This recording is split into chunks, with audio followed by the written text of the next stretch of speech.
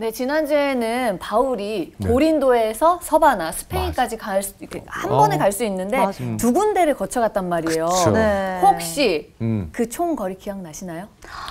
저한테 왜 그러시는 거예요? 기억나시나요? 제가 기억을 해요. 네. 4,800km인데 이게 서울에서 부산까지를 500으로 대략 잡았을 때 네. 왔다 갔다 10번. 짧은 거리가 아니에요. 엄청난 거리예요. 그러니까요. 걸어서. 정말 기나 길고 험난한 여정이잖아요. 네. 또 중보 기도까지 부탁을 하는데 그런데 그게 내 뜻대로가 아니라 하나님의 뜻대로 얘기를 하시죠. 맞아요. 저는 오늘도 진짜 어떤 하나님의 뜻이 있을지 굉장히 기대가 많이 됩니다. 기대가 됩니다. 네. 목사님 나오세요. 안녕하세요. 안녕하세요. 다들 건강하셨습니까? 네. 이렇게 반가운 얼굴로 다시 뵙게 돼서 반갑습니다. 네. 이제 로마서가 16장까지 되어 있는데 마침내 오늘 16장 공부할 차례입니다. 벌써. 마지막 네. 로마서 공부하는 것이 에베레스트 산을 올라가는 것과 같다는 그런 생각을 해봤거든요. 굉장히 힘들고 험한 그런 산 정상까지 올라가는 것과 같은데 이제 16장은 정상까지 올라갔다가 홀가분하게 이제 하산하는 느낌이 드는 것 같아요. 그런데 열심히 올라가는 것도 중요하지만 정말 다치지 않으려면 내려올 때 조심해야 되겠죠. 내려올 때 더 조심해야 돼요. 내려올 때 더 조심해야 넘어져요. 됩니다. 16장 말씀 3번 공부할 터인데 끝까지 긴장을 놓치지 말고 조심조심 하산을 잘 할 수 있는 우리가 되었으면 좋겠어요. 네. 오늘 수업 로마서 44강 로마교회 엿보기. 자, 로마서 16장은 이제 사도 바울이 개인적인 안부 인사를 쭉 전하거든요. 근데 여기 28명이 이제 등장하는데 28명 가운데 26명이 실명이 등장해요. 진짜요? 이렇게 우리에게 익숙하지 않은 이름이 계속 등장하게 되면 우리 건너뛰기 십상이죠. 설교자나 교인이나 막론하고 우리나라 이름도 이렇게 별로 이렇게 우리가 흥미가 없는데 이렇게 아주 생소한 이름이 계속해서 이렇게 나열되면 대개는 지루한 느낌을 갖고 건너뛰기가 십상이에요. 그러나 어떻게 보면 오늘 이걸 잘 분석해 보면 50년대경에 초대교회 실상이 어떤 건가를 알 수 있는 아주 흥미진진한 데이터, 정보가 여기 다 들어가 있어요. 초대교회 실상을 알려주는 황금 광맥이다. 이런 생각을 해보는 것입니다. 우리 지난주에 배웠던 거 생각나십니까? 이제 사도 바울이 로마에 들리려고 하는 이유는 서바나, 이 서방 선교의 전초 기지를 로마 교회로 만들려고 하는 거 아닙니까? 그래서 이제 선교사로 파송해 주길 바라는데 이 선교사로 나가려고 그러면 물적인 어떤 후원, 인적인 후원, 여러 가지 자원들의 어떤 협조를 받아야 되지 않습니까? 이 28명에 대한 이야기는 사도 바울이 아주 섬세하게 이제 편지를 읽을 때 자기 이름이 딱 등장하게 되면 굉장히 흐뭇한 느낌이 들 거 아니에요? 집중하게 되죠. 집중하죠. 나까지 생각했구나. 야, 나까지 생각하는구나. 사도 바울과 같은 대사도가 어떻게 내 이름을 알았지? 그것도 그냥 이름만 나열하는 게 아니라 그 앞에 수식어가 붙어요. 나의 사랑하는, 수고를 많이 한 이런 수식어가 붙는 거는 아주 고도의 외교적인 어떤 전략이라고 볼 수 있어요. 약간 어찌 보면 행사에서는 내빈속의 느낌이 훨씬 느껴집니다. 자기 이름 빠지면 난리 나거든요. 자, 그래서 오늘 이제 등장하는 이름들 하나하나를 좀 우리가 한번 분석을 해보려고 해요. 조금 재미가 없을지 몰라요. 그러나 끝까지 한번 잘 들어보시기 바랍니다. 이제 사도 바울의 굉장히 인간적인 면모를 알 수가 있어요. 아주 다정다감하고 또 그러면서 초대교회의 다양한 실상들, 인종이나 성이나 출신 성분, 사회 계급, 어떤 경제적인 지위 이런 것들을 들여다볼 수 있는 굉장히 중요한 말씀이 오늘 등장한다는 것을 기억해야 됩니다. 자, 그러면 16장 1절로부터 2절이 이제 화면에 나와 있거든요. 오늘은 성경책 보지 말고 화면을 보면서 우리 공부하도록 합시다. 자, 4명이 다 함께 읽겠습니다. 시작. 내가 갱그레아 교회의 일부로 있는 우리 자매 베베를 너희에게 추천하노니 너희는 주 안에서 성도들의 합당한 예절로 그를 영접하고 무엇이든지 그에게 소용되는 바를 도와줄지니 이는 그가 여러 사람과 나의 보호자가 되었습니다. 네, 고맙습니다. 이제 한 사람도 립싱크만 하지 않고 다 같이 선생님 너무 냉철하시네. 다 보셨어요. 지켜보셨어요. 네, 다 보셨어요. 자, 여기 16장 1절로부터 2절에 아주 중요한 인물이 하나 등장하는데 네. 누가 등장합니까? 베베. 베베. 상당히 좀 귀여운 이름인데요. 귀여운 베베. 우리 자매래요. 우리 우리 베이베. 자매. 아주 베베. 예쁜 이름. 그런 느낌이잖아요. 베베도 있고요. 추천도 있어요. 그러네. 추천 한온이. 추천이라는 이름도 있네요. 야, 이건 우리는 몰랐는데 역시 이제 자기 이름이기 때문에 추천이 그렇네요. 딱 들어가 있는 걸 발견했습니다. 네. 정신을 번쩍 차려야 됩니다. 네, 그렇습니다. 베베라고 하는 이름 아까도 얘기했지만 굉장히 귀여운 이름이에요. 네. 아주 어여쁜 이름이에요. 베베는 남성일까요, 여성일까요? 우리 자매라고 자매니까 여성. 자매라고 되어 있으니까 여성이에요. 베베가 했던 역할은 뭡니까? 교회의 일꾼이래요. 교회를 베베가 했던 역할이 예절로 로마서를 로마 교회에 전달하는 전달하는 전달자 전달자. 아주 중요한 중책입니다. 맞아. 고대에는 이제 우체국 같은 게 이제 통신이 발달되지 않았기 때문에 편지 같은 것들을 직접 손에 들고는 아주 긴 거리를 여행을 해가 전달하는 거 아닙니까? 아주 신뢰할 만한 사람이 아니면 맞아요. 이 세계적인 보물인 로마서를 아무에게나 못 맡기죠. 네. 그만큼 바울이 신임했던 여성이 이 베베라고 하는 기억해야 됩니다. 이 바울이 결코 여성에 대해서 차별적인 그런 시각을 가진 분이 절대 아니에요. 네. 이제 우리 같으면 이런 중요한 일을 아주 용감하고 아주 총명하고 그쵸. 어떤 능력 있는 남성에게 맡겼을 텐데 이걸 베베라고 한 여성에게 맡겼다. 굉장히 애사롭지 않은 대목입니다. 자, 베베라고 하는 이름은 헬라 말로 포이베라고 합니다. 포이베. 포이베. 그리스 신화에 나오는 이름입니다.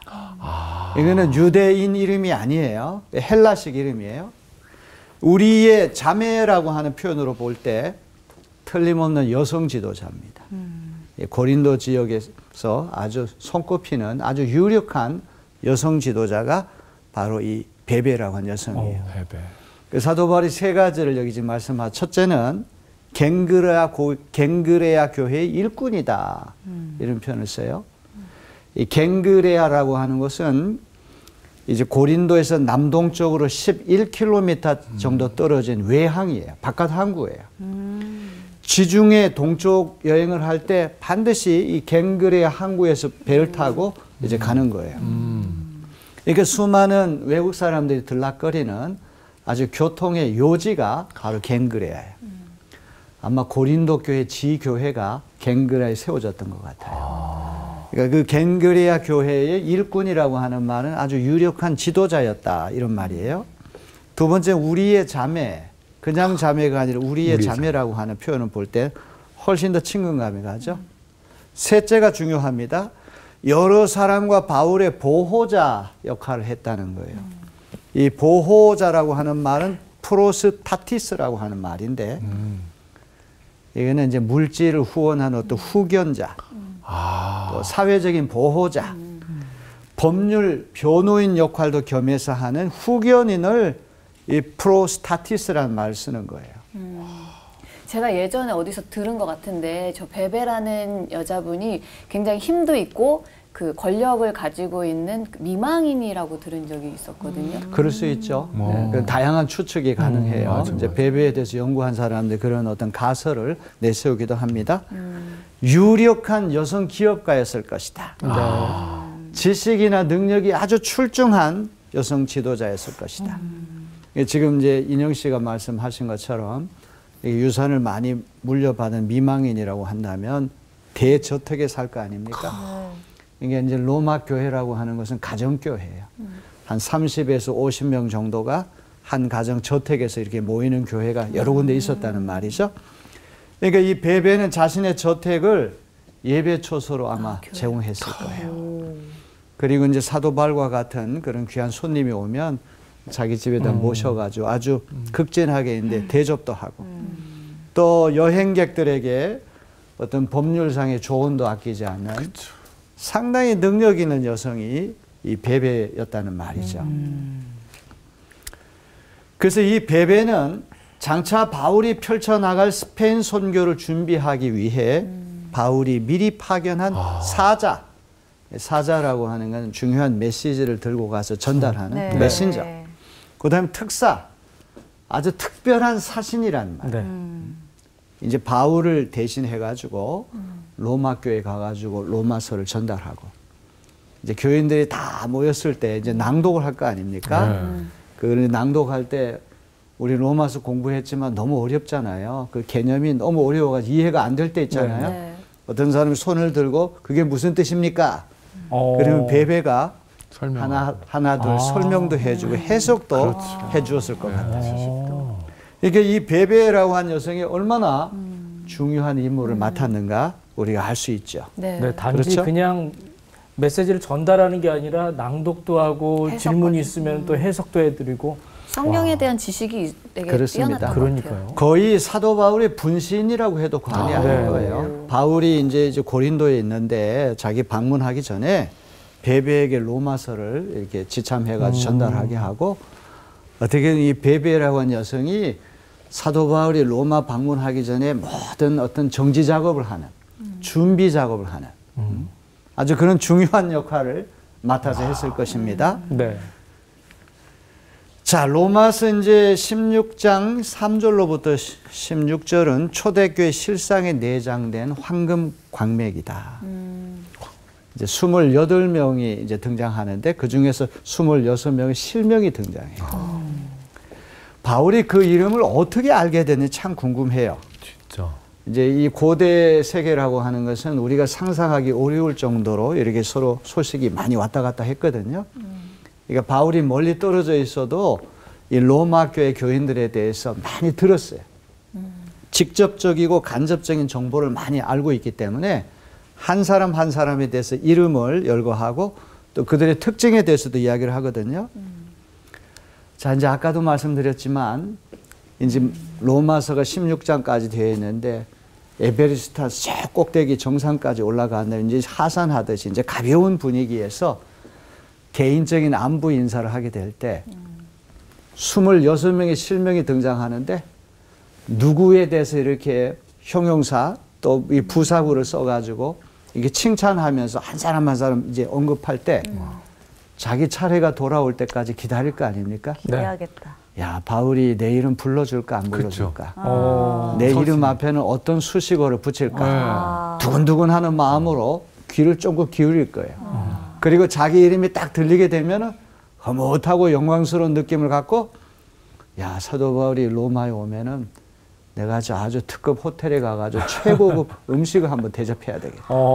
선교비도 내가 두둑하게 좀 후원해야 되겠다. 그럴 수 있죠. 이런 생각 같죠? 네. 좋은 마음이 또 생길 수도 네. 있을 것 같아요. 바울이 이제 그런 것들을 다 염두에 두고 오늘 이제 한 사람 한 사람에 대해서 언급한다는 걸 기억해야 됩니다. 진짜 천재네요. 똑똑해야 돼요.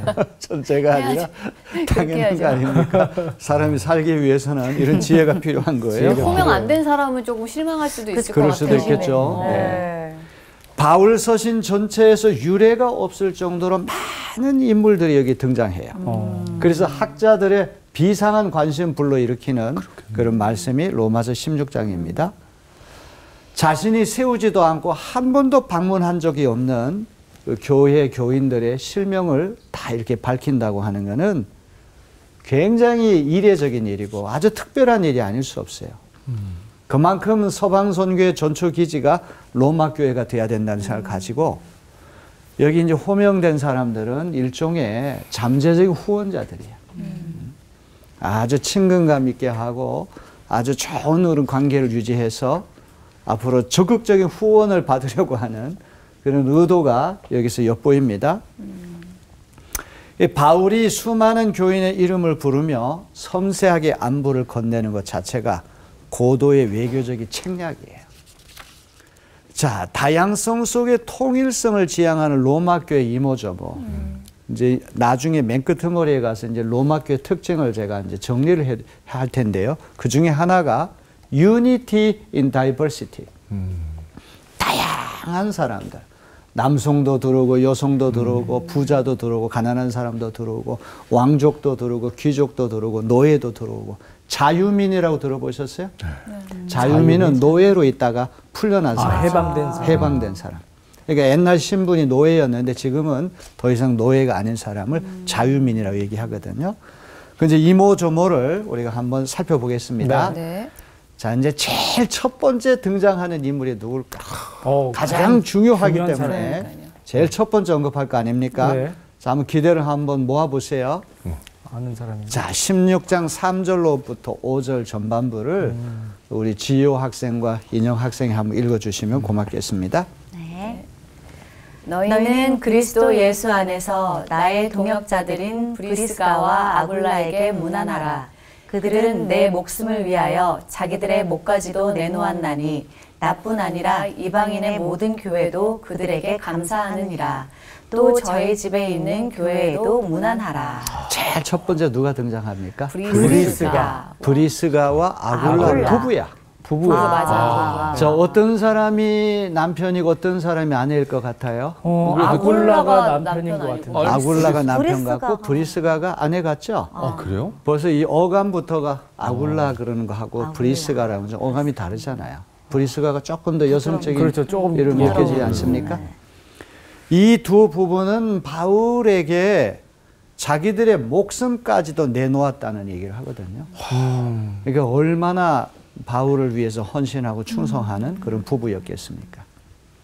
아굴라 브리스길라 부부는 사도 바울이 고린도에서 18개월 체류하는 동안에 천막 만드는 업이 같아가지고 네. 그 집에 유숙하면서 고린도 교회를 세웠어요. 네.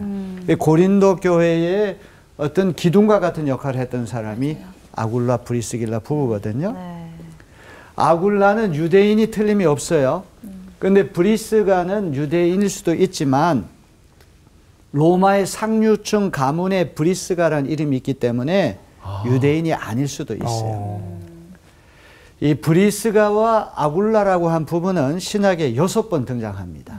그런데 아주 흥미로운 거는 4군데에서 아내 이름이 남편 이름보다 먼저 나와요. 네. 지금도 마찬가지. 지금도 마찬가지죠. 네. 성경에서 여성 이름이 남성 이름보다 먼저 나온다는 것은 그 여성이 남성보다 지도력이 더 뛰어나기 때문에 더 능력이 있기 때문에 그렇다는 얘기거든요. 사회적인 직위가 높다라는. 사회적인 직위보다도 그만큼 리더십이 있고 굉장히 유능하기 때문에 여성 이름이 먼저 나왔다는 얘기예요. 이 브리스가라고 하는 이름은 이제 축약된 이름이에요. 이걸 지소명 그렇게 얘기하는데 짤막하게 부른 이름이고 이제 전체 이름은 브리스길라라고 하는 이름. 많이 들어보셨죠? 네. 네. 많이 이 브리스길라라고 하는 이름을 축약해가지고 브리스가 이렇게 부르는데, 자 거기 저희 집에 있는 교회도 문안하라 이제 이런 내용을 볼 때 아굴라 브리스길라 부부 집에서 가정교회가 모였을 가능성이 있다. 그 대저택에서 교인들이 와가지고 예배 처소를 제공했을 가능성이 있다. 이걸 보여주는 겁니다. 네. 자, 그 다음에 등장하는 사람은 에베네도라고 한 사람인데요. 자, 우리 강준 씨가 한번 16장 5절 후반부를 한번 읽어보시겠습니다. 네. 내가 사랑하는 에베네도에게 문안하라.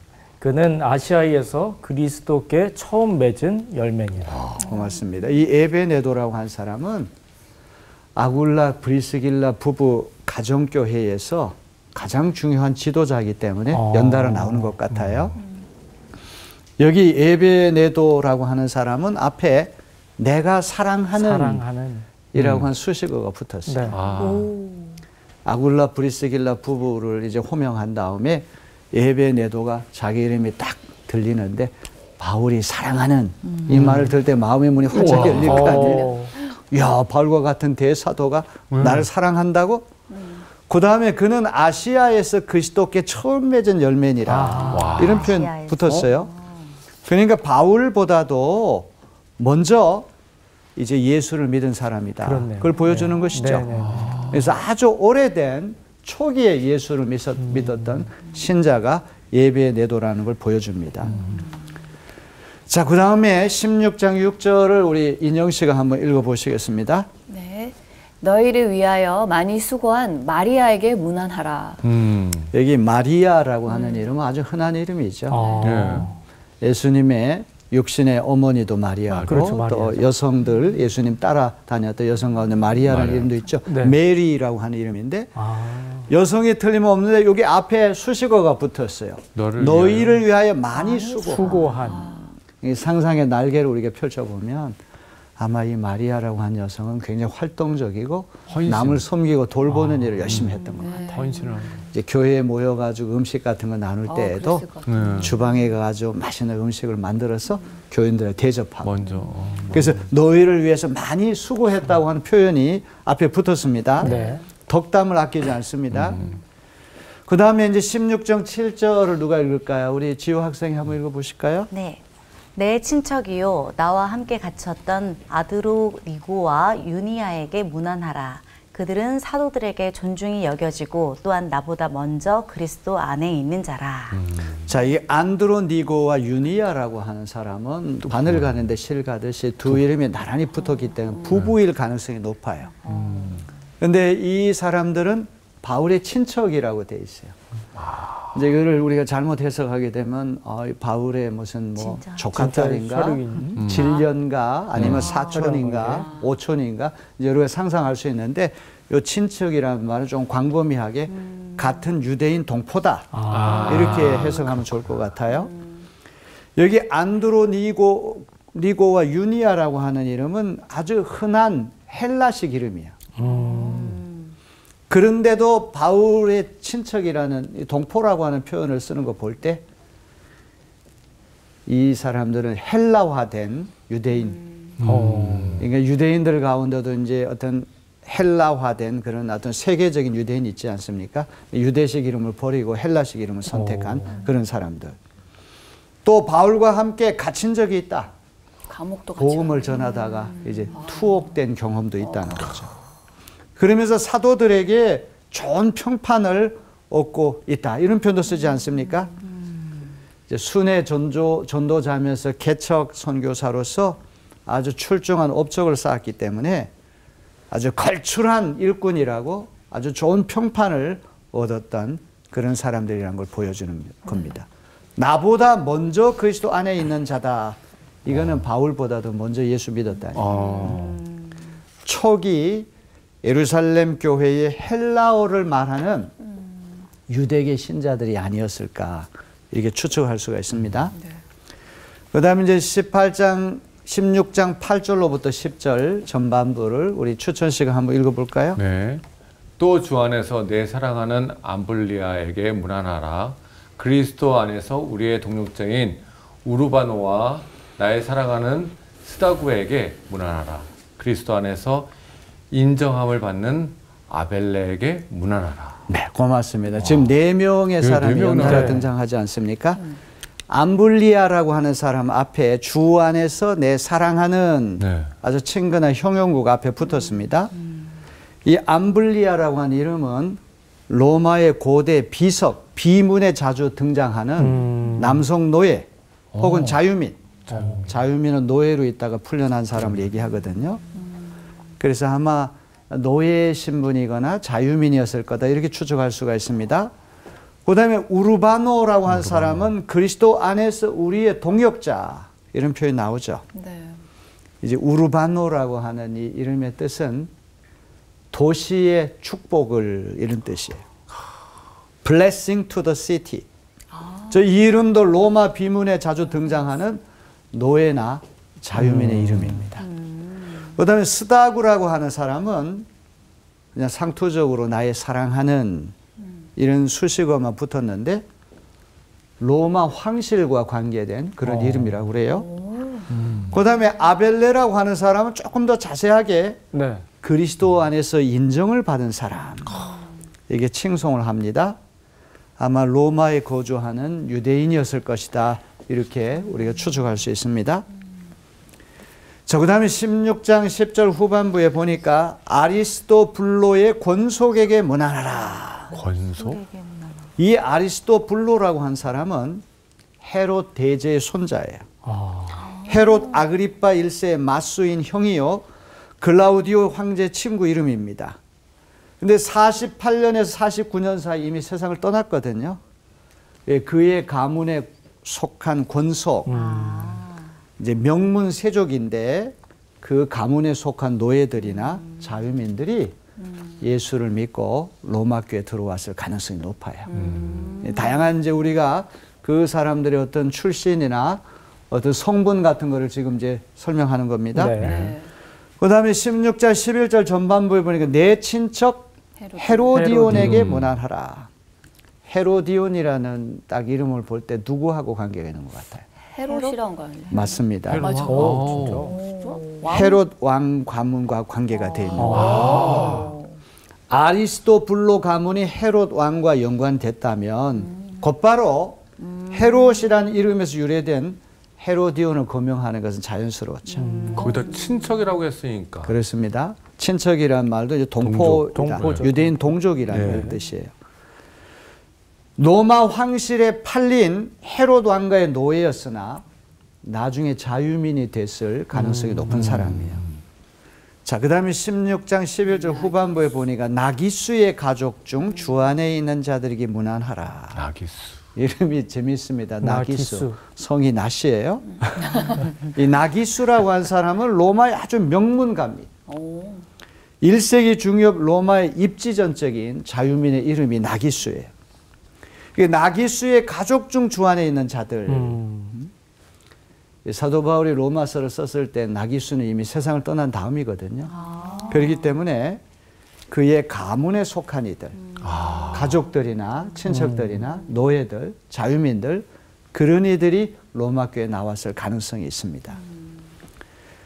자, 그 다음에 16절, 12절은 아주 흥미진진한 그런 여성들이 등장합니다. 네. 우리 여성 두 분이 한번 읽어보세요. 주 안에서 수고한 두루베나와 두루보사에게 문안하라. 주 안에서 많이 수고하고 사랑하는 버시에게 문안하라. 오. 자, 세 명의 여성이 등장하는데 두루베나, 두루보사 자매인데. 두 사람의 공통점은 뭐예요? 두루. 이 두루라고 하는 그 말이 똑같이 나오죠.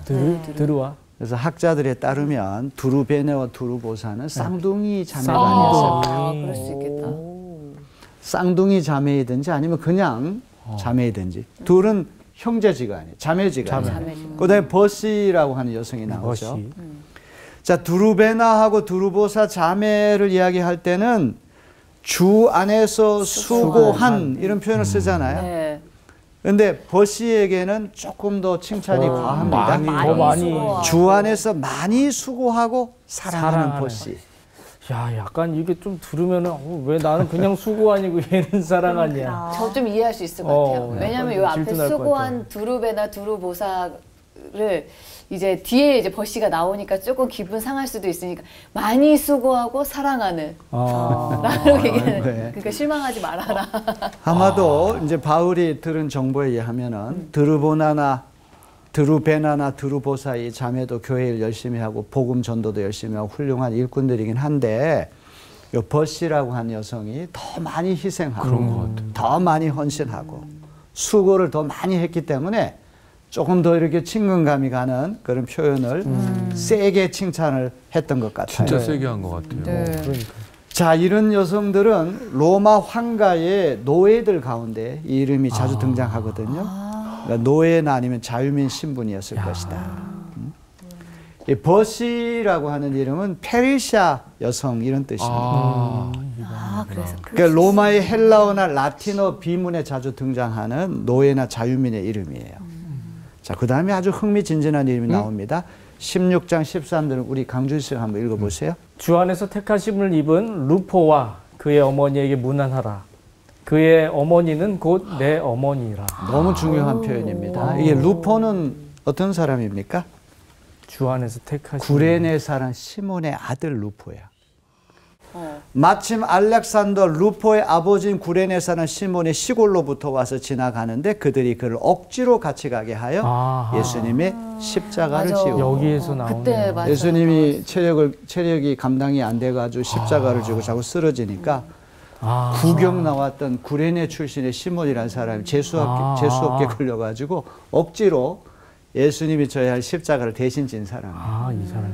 영문도 모르고 재수없게 차출돼가지고 강제로 십자가를 지고 갔는데 그 구레네 사람 시몬이 나중에 개종을 한 거야. 맞아, 그때 예수를 믿고 이렇게 훌륭한 크리스찬이 됐다는 그런 얘기예요. 그 아들이구나. 그 아들이야. 루포라고 하는 이름의 뜻은 빨강머리 이런 뜻이야. 그 머리 색깔이 아마 빨간 색깔이었기 때문에 루포라고 하는 이름이 붙은 것 같아요. 로마나 이태리에서 아주 흔한 이름이에요. 자, 그런데 이 구레네 사람 시몬의 아들 루포와 루포의 어머니가 로마 교회에 아주 중요한 그런 일을 맡았는데 여기 이제 시몬의 아들이라고 하는 그런 상징적인 지위 때문에 주 안에서 택하심을 받은 이런 표현이 나오죠. 주 안에서 택하심을 입은 루포. 그 다음에 루포의 어머니는 곧 나의 어머니다. 이런 표현도 중요한 말이에요. 이게 루포의 어머니는 누구를 얘기합니까? 구레네 사람 시몬의 아내죠. 네. 사도 바울에게 친어머니와 같은 아주 굉장히 영향력을 미쳤기 때문에 이런 표현을 썼을 것입니다. 굉장히 흥미로운 그런 발견이죠. 여기 연결되는구나. 자, 이제는 간접적으로 알게 된 사람들과 가정교회들을 쭉 이제 소개를 합니다. 이제 14절, 15절에서 언급되는 다수의 사람들 앞에는 별다른 수식어를 붙이지 않으자 한꺼번에 인사를 전한다는 특징이 있어요.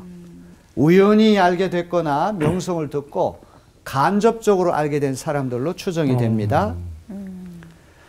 자, 16장 14절로부터 15절 지효 씨가 한번 읽어보세요. 네, 똑바로 보고 네. 읽어보도록 하겠습니다. 네. 아순그리도와 블레곤과 허메와 바드로바와 허마와 및 그들과 함께 있는 형제들에게 문안하라. 빌롤로고와 율리아와 또 네레오와 그의 자매와 올른바와 그들과 함께 있는 모든 성도에게 문안하라. 좋습니다. 잘하셨어요. 이렇게 나열되니까 그냥 후루룩 읽고서 지나갈 것 같네요. 네. 아니 저 9분이 엄청 기뻐하실 것 같아요. 네, 외국 이름을 이게 우리가 발음한다기 쉽지 않은데 네. 아주 잘하셨어요. 여기 이제 여러 사람들 이름이 5사람 이름이 여기 등장하는데요. 이제 이들도 또 하나의 가정교회를 구성했을 가능성이 높아요. 그들과 함께 있는 형제 자매 이런 표현을 쓰지 않습니까? 그러니까 이 5명이 주축이 돼 가지고 또 하나의 가정교회가 형성됐을 가능성이 높아요. 자, 여기 빌롤로고 율리아 네레오 실명을 생략한 네레오의 자매 올른바 그들과 함께 있는 모든 성도라는 표현으로 볼 또 다른 가정교회 가능성을 보여주고 있거든요. 자, 빌롤로고와 율리아는 부부지간이나 남매일 가능성이 있어요. 네레오와 그의 자매가 남매지간이라고 한다면 빌롤로고와 율리아 부부의 자녀들이었을 가능성이 있어요. 올른바는 노예나 자유민의 흔한 이름. 올른바는 혹시 빌롤로고와 율리아 집안의 노예였을 가능성이 있다. 자, 이거는 더 많은 연구가 필요하고 이제 우리가 추정을 그렇게 하는 것입니다. 아니 근데 이 노예까지도 언급한다라는 게 그렇습니다. 어찌 보면 대단한 것 같아요. 이게 저 초대교회라고 하는 것이 이렇게 대체적으로 신분이 낮은 사람들이 주축이 된 그런 교회거든요. 그런데 엄청나게 신분이 높은 사람 그 저택에 가가지고 이제 가정교회에서 예배를 드리는데 어떤 신분 높은 사람, 낮은 사람이 하나가 돼가지고 예배한다고 하는 것은 아주 기독교의 놀라운 일이죠. 자, 이제 맨 마지막 16장 16절이 이제 문안 인사로 끝을 맺습니다. 자, 이거는 너무 중요하기 때문에 다 같이 한번 읽어보겠습니다. 시작. 너희가 거룩하게 이맞춤으로 서로 문안하라. 그리스도의 모든 교회가 다 너희에게 문안하느니라. 자, 고맙습니다. 이제 넷이 다 하니까 아주 잘 읽었네요. 확실히. 혼자 하라고 그러면 떨리고 그러는데 모든 신자와 가정교회 안부를 전한 다음에 마지막으로 포괄적 인사를 하는데 여기 중요한 말이 거룩하게 입맞춤으로. 앞에 거룩하게라고 하는 말이 붙었어요. 우리 입맞춤 그러면은 좀 성적인 그런 표현 될 수 있으니까 이거는 그런 성적인 표현이 아니라 이제 뺨이라든지 이마라든지 손등이라든지 이렇게 정말 존경하고 거룩한 성결한 그런 입맞춤으로 서로 문안하라. 아마 이 초대교회의 이제 인사 방법 중에 하나가 이제 이런 가벼운 입맞춤이었던 것 같아요. 지금도 이제 서양 교회에서 이런 풍속 계속되지 않습니까? 자, 그러면 상당히 지루하고 재미없는 그런 이름들을 쭉 우리가 살펴봤는데 이제 맨 마지막으로 이제 일은 28명, 실명은 26명인데 이 데이터를 가지고 한번 제가 분석을 한번 해봤어요. 정리를 한번 해봤습니다. 자, 로마 교회는 어떤 교회였을까? 다인종 교회, 다문화 교회, 다계층 교회. 신분이 높은 사람, 낮은 사람 할 것 없이 다양한 계층의 사람들이 함께 모인 교회예요. 제가 분석을 해보니까 남성이 한 65%, 여성이 35%, 유대인이 28%, 이방인이 72%. 이방인이 많아. 압도적으로 이방계 신자들이 많죠. 네. 지난번에 우리 강자와 약자의 대결 공부할 때 강자 진영이 주로 이방계 크리스찬이다, 헬라계 크리스찬이다. 그 생각나십니까? 네. 벌써 이 숫자가 이방계 신자들이 압도적으로 많잖아요. 헬라 사람들이 압도적으로 많아요. 또 여성들도 상당히 많습니다. 네. 그렇죠? 그러니까 남성들보다도 여성들이 아주 중요한 일을 했을 가능성이 높아요. 그 다음에 로마 교회는 사회 경제적으로 신분이 높은 사람들도 다수였지만 상당수가 노예였거나 노예로 있다가 풀려난 자유민이었을 것으로 추정이 됩니다. 로마 황가와 연결된 명문 귀족들도 더러 있었고 자신의 저택을 예배 초소로 제공할 만큼 부유층 교인들도 몇몇 있었지만 대다수가 수공업과 같은 생산직에 종사하는 저중산층이었을 것으로 추정이 됩니다. 그림이 나오죠? 네. 다양한 계층, 다양한 신분의 사람들이 함께 모였지만 주류를 이루는 사람들은 여기 중산층이라고 그러고 그 밑에 아래에 있는 저중산층 사람들, 이제 노예로 있던 사람들, 또 노예로 있다가 풀려난 사람들, 다양한 계층의 사람들이 이제 로마 교회를 이루고 있었다. 이거를 우리가 분석해 볼 수가 있습니다. 세 번째는 여성들의 활발한 지도력을 엿볼 수 있어요. 제일 먼저 그 로마서 전달하는 사람이 베베가 유명하지 않습니까? 세계적인 어떤 보물이죠. 로마서는 세계 최고의 편지인데 그 아주 두루마리로 기록한 거니까 부피가 또 얼마나 큽니까?